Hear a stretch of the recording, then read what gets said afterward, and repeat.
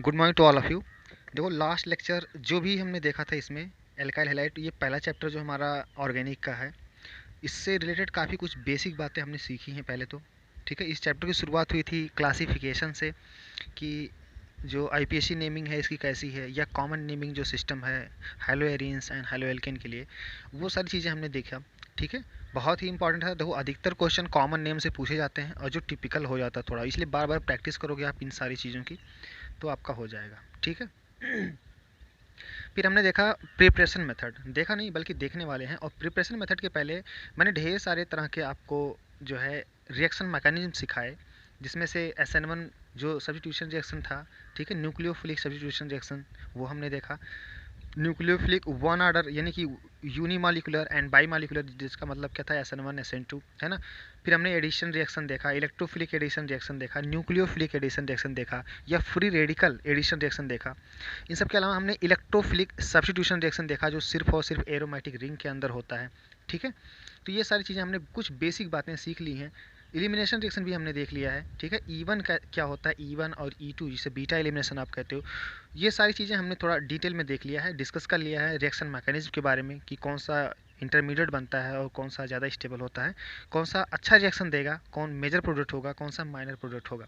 ठीक है, तो वो सारी चीज़ें हमने देख लिया है। अब यहाँ से शुरू हो रहा है और उन्हीं सारी बातों का मैं बार बार एप्लीकेशन दिखाऊंगा आपको। ठीक है, तो आपको कोई रिएक्शन रटना नहीं पड़ेगा, बल्कि समझना पड़ेगा कि कैसे वो रिएक्शन हो रहा है।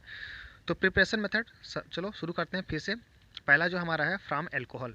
एल्कोहल से एल्काइल हैलाइड बनाने के लिए ढेर सारे रिएजेंट होते हैं जिनका आप यूज कर सके बना सकते हो। जैसे पहला जो टाइप का है कि हमने एक एल्कोहल लिया, एल्कोहल से का रिएक्शन अगर मैं हाइड्रोजन हैलाइड जैसे HCl हो, HBr हो, अगर यहाँ ब्रोमो एल्केन चाहिए तो HBr ले लो। ठीक है, तो HCl ले लो, HBr ले लो, या HI ले लो। ठीक है, तो क्या बन जाएगा, वो एल्काइल हैलाइड बन जाएगा in the presence of ZnCl2। अब ये रिएक्शन आपको लगेगा कि हाँ रटना पड़ेगा, बार बार रटना पड़ेगा, बिल्कुल भी रटना नहीं है आपको। ठीक है, तो ZnCl2 का जो काम होता है वो है, ये डिहाइड्रेटिंग एजेंट है। डिहाइड्रेटिंग एजेंट का मतलब होता है जो मॉइस्चर कहीं होते हैं तो उनको एब्जॉर्ब कर लेता है, सोख लेता है, चाहे वो CaCl2 हो, चाहे वो ZnCl2 हो, तो ये वाटर निकालने का काम करता है। कंसनट्रेटेड कभी कोई एसिड हो तो वो भी क्या करता है, वाटर निकालने का काम करता है। तो ये कुछ बेसिक कॉन्सेप्ट होते हैं ऑर्गेनिक के। ठीक है, तो ये आपका क्या है, डिहाइड्रेटिंग एजेंट, जो वाटर को क्या करता है, निकाल लेता है। तो वाटर को निकालने के लिए तो क्या हुआ, H यहाँ से आया, OH यहाँ से आया, और ये आपस में मिल के वाटर बना लिए, और साथ में ये R बचा और ये X आपका मिलके क्या बन गया, RX। तो डायरेक्ट प्रोडक्ट बन गया। यहाँ से आप क्या करोगे, इस वाटर मॉलिक्यूल को बाहर कर दोगे और इन दोनों को जोड़ दोगे। ठीक है, तो ये पहला मेथड था। अब इस मेथड का अगर देखें डिटेल में, देखो alkyl halides are best prepared by this method. The reaction is primary and secondary alkyl halide requires the presence of a catalyst ZnCl2। यानी कि प्राइमरी अगर एल्कोहल है, प्राइमरी एल्कोहल मतलब समझ पाए होगे आप, जैसे मेथेनॉल, एथेनॉल, ये सब प्राइमरी अल्कोहल होते हैं, है ना। सेकेंडरी अल्कोहल होता है मतलब कि OH ग्रुप एक ऐसे कार्बन से जुड़ा होगा, जो कार्बन दो और कार्बन से जुड़ा होगा, तो उसे आप सेकेंडरी बोलोगे। जैसे सी OH और यहाँ पे R कर दो, यहाँ पे R कर दो, दो कार्बन यहाँ पे हो गए देखो, और इस C से OH जुड़ा हुआ है। समझ बात को, तो जिस कार्बन से हमारा फंक्शनल ग्रुप जुड़ा हुआ है वो कार्बन दो और कार्बन से जुड़ा हुआ है, तो इसे हम क्या बोलेंगे, सेकेंडरी। समझ बात। तो प्राइमरी का और सेकेंडरी का जब हम रिएक्शन करा रहे होते हैं, यानी प्राइमरी एल्काइल हैलाइड बना रहे होते हैं या सेकेंडरी एल्काइल हैलाइड बना रहे होते हैं, तब हमें जिंक ZnCl2 जो है कैटलिस्ट, इसकी ज़रूरत पड़ती है। समझ बात। लेकिन अगर हम टर्शियरी का कराएं, यहाँ पे टर्शियरी अल्कोहल लें और उसका रिएक्शन कराएं, तो वो अपने आप हो जाता है। अब इस क्यों अपने आप हो जाता है बिना किसी कैटलिस्ट के, इन सारी चीज़ों का जवाब आपको रिएक्शन मैकेनिज्म इसका कैसा है उसमें मिलने वाले हैं। समझ में बात। तो alkyl halides are best prepared by this method. The reaction of primary and secondary alkyl halide requires the presence of a catalyst ZnCl2, while tertiary alcohol the reaction is conducted by simply shaking OH, ROH plus this, मतलब सिर्फ और सिर्फ क्या करते हैं, हम उसमें मिला के उसे सिर्फ थोड़ा सा हिला देते हैं तो रिएक्शन अपने आप कंप्लीट हो जाता है। किसी कैटलिस्ट की भी जरूरत नहीं पड़ती है, ना ही हीट करने की जरूरत पड़ती है हमें। समझ में बात। With concentrated HCl at room temperature, simply room temperature पे ये रिएक्शन हो जाता है। तो ये था आपका एल्कोहल का रिएक्शन। आपको कैसे याद रखना है, एल्कोहल का रिएक्शन जब हाइड्रोजन हैलाइड, ये भी एसिड है, ये एसिड है ना, चाहे HCl ले लो चाहे HBr ले लो, तो हाइड्रोजन हैलाइड से जब कराते हैं in the presence of ZnCl2, तो क्या होता है, एल्काइल हैलाइड का फॉर्मेशन होता है। ठीक है, नेक्स्ट अगर मैं बात करूं रिएक्शन मैकेनिज्म का, तो ये जो रिएक्शन है आपका, ये 2 स्टेप रिएक्शन मैकेनिज्म है और ये SN1 को फॉलो करता है। किसको? SN1, यानी कि न्यूक्लियोफिलिक सब्स्टिट्यूशन रिएक्शन होगा। ये न्यूक्लियोफिलिक सब्स्टिट्यूशन रिएक्शन होगा, लेकिन पहले स्टेप में एक कार्बोकेटायन इंटरमीडिएट का फॉर्मेशन होगा। समझ में आई बात? जैसे देखो, ये यहाँ पे टर्सरी के लिए दे रखा हूँ कि यहाँ पे सिर्फ सिंपली सेकिंग की कोई कैटलिस्ट नहीं लिया गया है। टर्सरी देखो यहाँ पे मैं दिखा रखा हूँ 3 डिग्री का है ये, क्योंकि 3 कार्बन से और जुड़ा हुआ है ये कार्बन, ये वाला कार्बन जो है, और इससे आपका OH है, यानी फंक्शनल ग्रुप है। तो ये 3 डिग्री का एल्कोहल है, ठीक है। इसको सिंपली सेकिंग करने पर भी क्या होता है, ये HOH निकल जाते हैं और ये Cl इस Ca से कनेक्ट होकर आपका ये टर्सरी एल्काइल हैलाइड का फॉर्मेशन करेगा।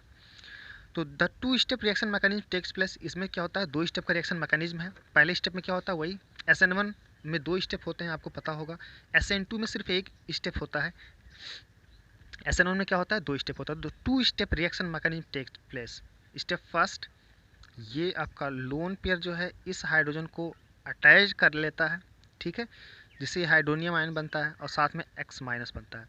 फिर ये अनस्टेबल हो जाता है।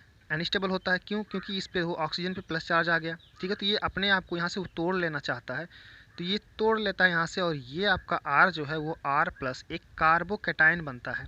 कार्बोकेटायन इंटरमीडिएट बना R+, और साथ में क्या आ गया आपका, वाटर आ गया। तो ये रहा हमारा साइड प्रोडक्ट, और ये रहा हमारा वो इंटरमीडिएट जो आगे काम करने वाला है। तो पहले स्टेप में आपका एक कार्बोकेटायन इंटरमीडिएट जनरेट हुआ। कैसे हुआ आप समझ गए, यहाँ से H उठाओगे, उसको इस ऑक्सीजन से जोड़ दोगे, ठीक है, ऑक्सीजन पर प्लस चार्ज आएगा, और फिर ये प्लस क्या करेगा, यहाँ से टूट जाएगा, इस तरह से पूरा का पूरा यहाँ से टूट जाएगा, और सिर्फ R+ बचेगा। क्लियर हो गई बात? अब सेकंड स्टेप में क्या होगा, ये X- इस R+ से जाके डायरेक्टली कनेक्ट हो जाएगा। देखो पहला स्टेप ही ये कार्बोकेटायन का बनना ही इसका RDS है, रेट डिटरमिनिंग स्टेप है, ठीक है, सबसे स्लोवेस्ट स्टेप ये है। बाकी एक बार अगर R+ बन गया तो X- उससे तुरंत ही क्या हो जाएगा, जुड़ जाएगा। बात क्लियर हो गई होगी यहाँ तक आपको? तो ये रिएक्शन समझ में आ गया आपको? क्लियर है? और दूसरा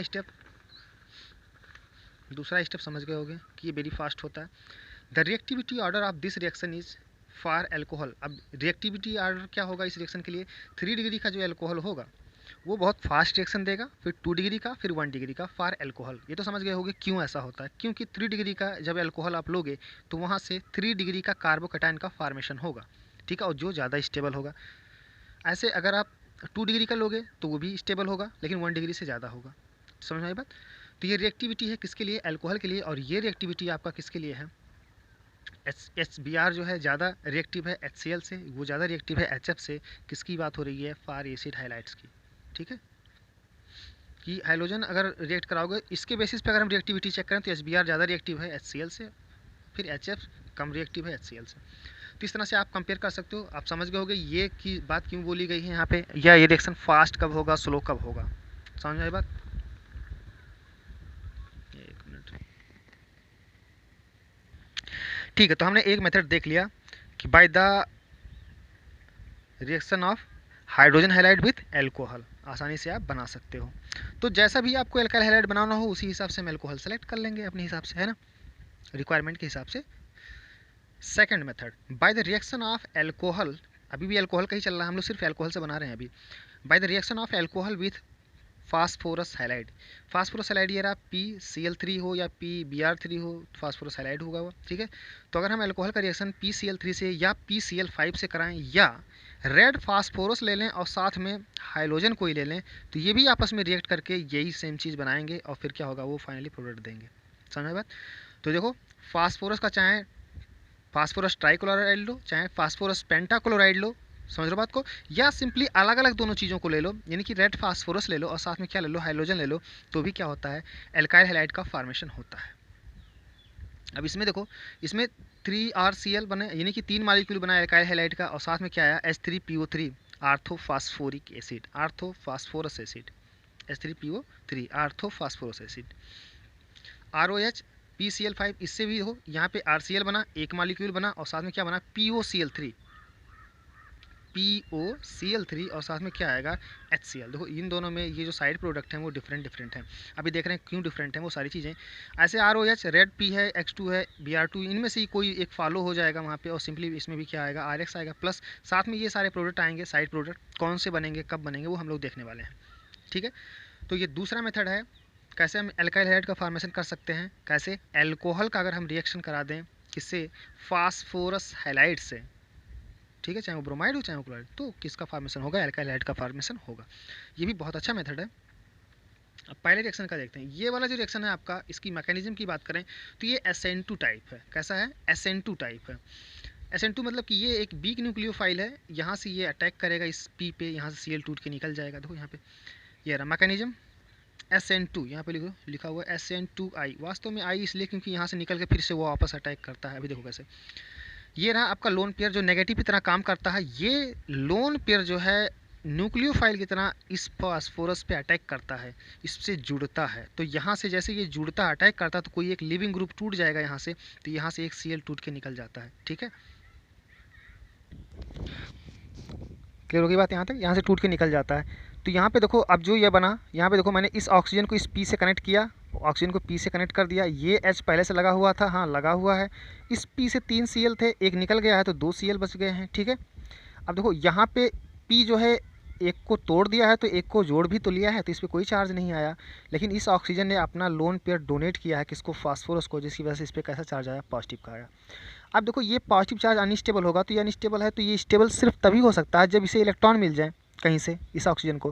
तो ये क्या करता है, इन 2 इलेक्ट्रॉनों को बगल में जो है उसके यहाँ से तोड़ लेता है, इतना पोर्शन को। समझ रहे बात को, कैसे तोड़ता है, उसके लिए ये Cl- ड्राइविंग फोर्स का काम करता है। ये Cl- यहाँ से बैक साइड अटैक करता है इस R पे, और यहाँ से क्या होता है, लीप कर जाता है, टूट जाता है। तो देखो क्या बना, RCl बना, ये Cl यहाँ पे अटैक करेगा, RCl प्लस यहाँ क्या बचा, PCl2 बचा, PCl और साथ में क्या आएगा, OH। प्लस चार्ज तो खत्म हो गया क्योंकि इसे इलेक्ट्रॉन ये वाले मिल गए इसको, तो यहाँ पे ये हो गया। समझ में आई बात,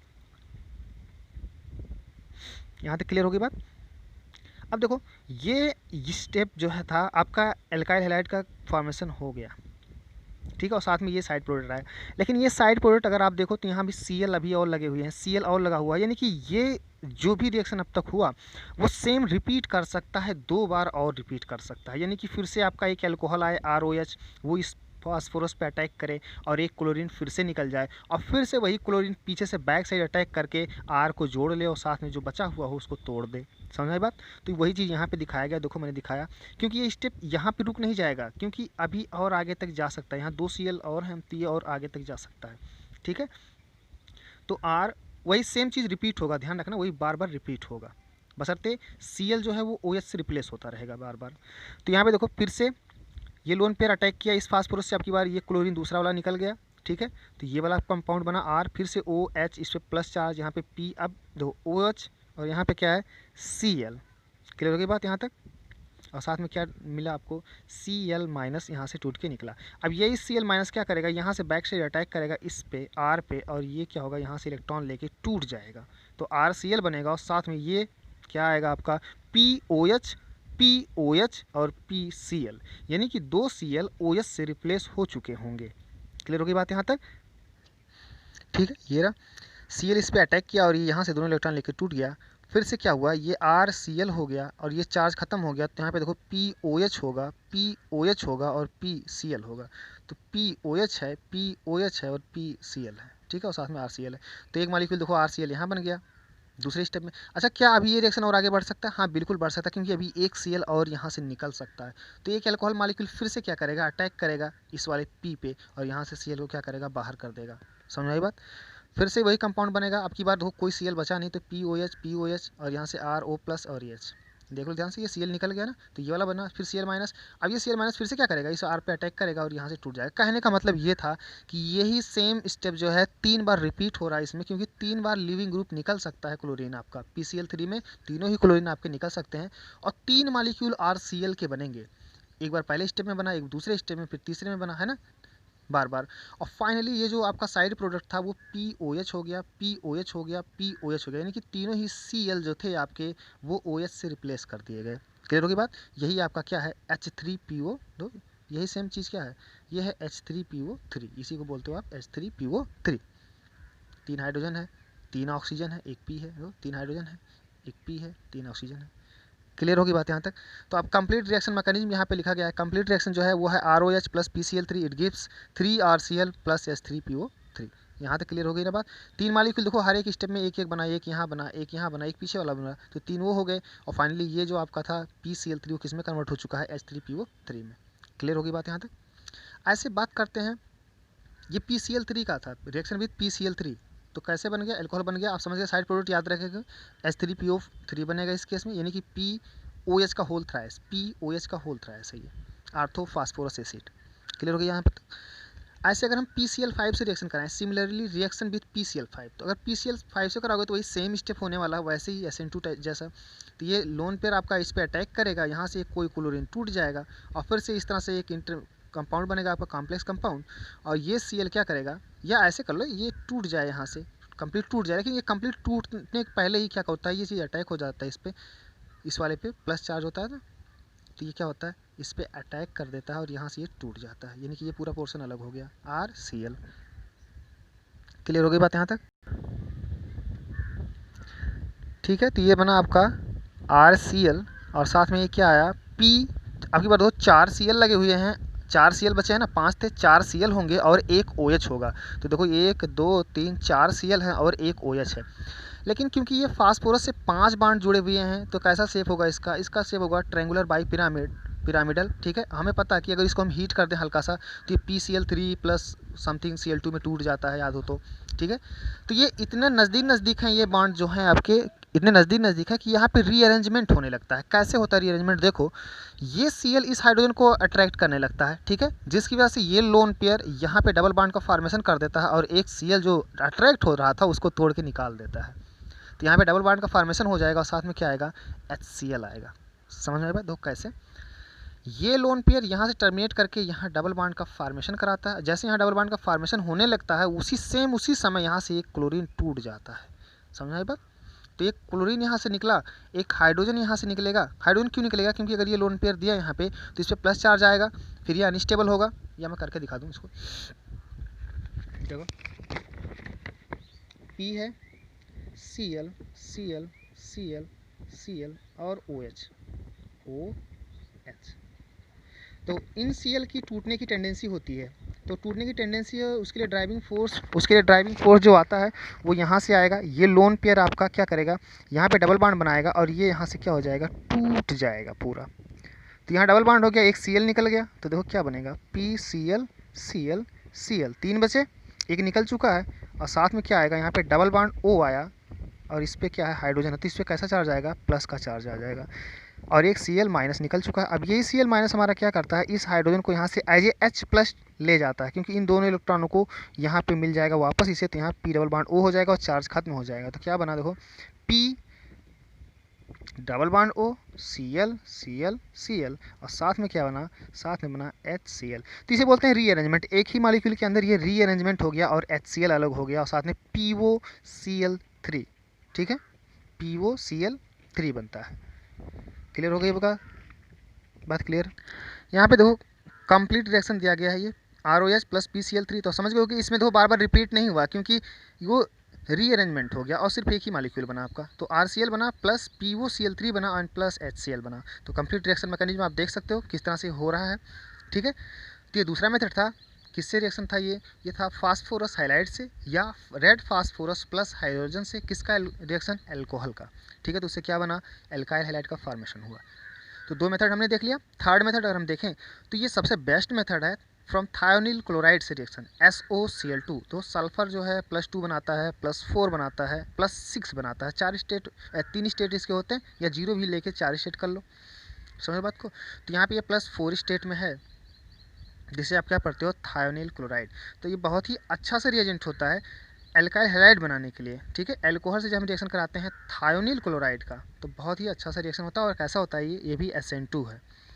तो this is the best method for preparation of alkyl halide, because क्यों बढ़िया है, क्योंकि इसमें साइड प्रोडक्ट जो होते हैं वो उड़ जाते हैं, ऊपर उड़ जाते हैं, निकल जाते हैं, तो प्योर हमें मिलता है। This is the best method for the preparation of alkyl halide, because pure alkyl halide is prepared by this method. Pure क्यों, क्योंकि कोई भी उसमें इम्प्योरिटी नहीं रहती है, जितनी भी साइड प्रोडक्ट बनते हैं वो स्केप कर जाते हैं। ROH, ये रहा हमारा एल्कोहल, ये रहा थायोनिल क्लोराइड का स्ट्रक्चर देखो आप। यहाँ से ये लोन पेयर क्या करेगा, लोन पेयर जो भी होगा वो अटैक करेगा किस पे, इस सल्फर पे, और यहाँ से एक बॉन्ड क्या होगा, Cl एक टूट जाएगा। वास्तव में Cl नहीं टूटेगा, पहले ये पाई बॉन्ड टूटता है, लेकिन पाई से कोई फ़ायदा नहीं होता तो वापस बनता है और फिर इसको तोड़ देता है। यानी अल्टीमेटली हमें क्या निकालना है, यहाँ से Cl निकालना है। तो यहाँ पे आप लोन पेयर से अटैक कराओ इस वाले पे, और यहाँ से एक Cl क्या हो जाएगा, निकल जाएगा। ठीक है, देखो ये रहा लोन पेयर अटैक किया इस पे, यहाँ से Cl टूट गया, लेकिन Cl वास्तव में नहीं टूटता है। पहले तो ये पाई बांड टूटता है, पाई बांड टूटेगा, यहाँ माइनस चार्ज आ जाता है, लेकिन वो माइनस चार्ज फिर से रोटेट करके यहाँ डबल बांड का फॉर्मेशन कराएगा और तब जाके ये क्या होगा, टूट जाएगा। तो डबल बांड रहना ही है, तो हम क्या करते हैं, Cl को ही निकालते हैं डायरेक्ट। क्लियर हो गया यहाँ पर, Cl हो गया। अब ये Cl क्या करेगा, वापस बैक साइड अटैक करेगा इस R पे, ताकि ये जो प्लस चार्ज था यहाँ से, वही पिछले वाले जो रिएक्शन थे वैसे ही ये टूट जाएगा यहाँ से। ठीक है, तो RCl बना, और साथ में क्या आया, साथ में आया अगर आप देखो तो आया S डबल बॉन्ड O, एक Cl, और साथ में क्या आया, OH। और ये भी क्या होता है, बिल्कुल सेम रीअरेंजमेंट होता है इसका भी। यहाँ पे जो लोन पेयर है, वो लोन पेयर आपका यहाँ शिफ्ट करके डबल बॉन्ड बनाएगा, और यहाँ से क्या करेगा, Cl निकाल देगा, और Cl माइनस क्या करेगा, इस H को ले जाएगा, क्योंकि इस पर प्लस चार्ज आ जाएगा तब। ठीक है, तो यहाँ से रीअरेंजमेंट होगा, तो यहाँ पे HCl आएगा, तो HCl आ जाएगा ये, और यहाँ पे डबल बॉन्ड आ जाएगा। आप करके देखना, यहाँ डबल बॉन्ड आ जाएगा और ये HCl अलग हो जाएगा। तो ये डबल बॉन्ड क्या हुआ, S डबल बॉन्ड O, इधर नीचे भी डबल बॉन्ड हो, तो ये हो गया SO2, सल्फर डाइऑक्साइड गैस हो गया, और साथ में क्या हो गया, HCl गैस हो जाएगा। HCl का जो प्योर स्टेट है वो गैसियस ही है। तो ये दोनों ही चीज़ें गैसियस होती हैं और स्केप कर जाएंगी, यानी कि उड़ जाएंगी, और बचेगा क्या, आपका प्योर RCl बच जाएगा। तो ये बहुत ही बेस्ट मेथड है। क्यों बेस्ट मेथड है, आप समझ गए होंगे कि जो साइड प्रोडक्ट हैं वो स्केप कर जाते हैं, एलिमिनेट हो जाते हैं। ठीक है, तो ये हमने देखा जो भी किससे था रिएक्शन, ये था एल्कोहल से रिएक्शन। ठीक है, एल्कोहल से हम लोग एल्काइल हैलाइड का फॉर्मेशन कैसे करते हैं। तो 3 मेथड हमें मिल गए ना, कौन कौन से, एक पहला जो मेथड था हमारा वो था हाइड्रोजन हाइलाइड से उसका रिएक्शन करा दो एल्कोहल का। ठीक है, तो बन जाएगा एल्काइल हैलाइड। दूसरा मेथड हमारा क्या था कि हम PCl3 ले लें या PCl5 ले लें या रेड फास्फोरस ले लें और साथ में हाइड्रोजन ले लें, उसका रिएक्शन अगर हम एल्कोहल से करा दें तो भी हमें क्या मिल जाएगा, एल्काइल हैलाइड मिल जाएगा। और थर्ड वन जो कि बहुत ही बेस्ट मेथड है एल्काइल हैलाइड की प्रिपरेशन के लिए, क्योंकि इसमें कोई भी इम्प्योरिटी नहीं रहती है, सारी इम्प्योरिटी स्केप कर जाती है ना। किससे रिएक्शन था ये था थायोनिल क्लोराइड का रिएक्शन। जब हम एल्कोहल से कराते हैं तब एल्काइल हैलाइड बनता है, प्योर एल्काइल हैलाइड। क्लियर हो गई बात यहाँ तक। ठीक है, तो ये आपका था फर्स्ट मेथड, आप आसानी से इसे कर सकते हो। सेकंड मेथड हम लोग देख रहे हैं।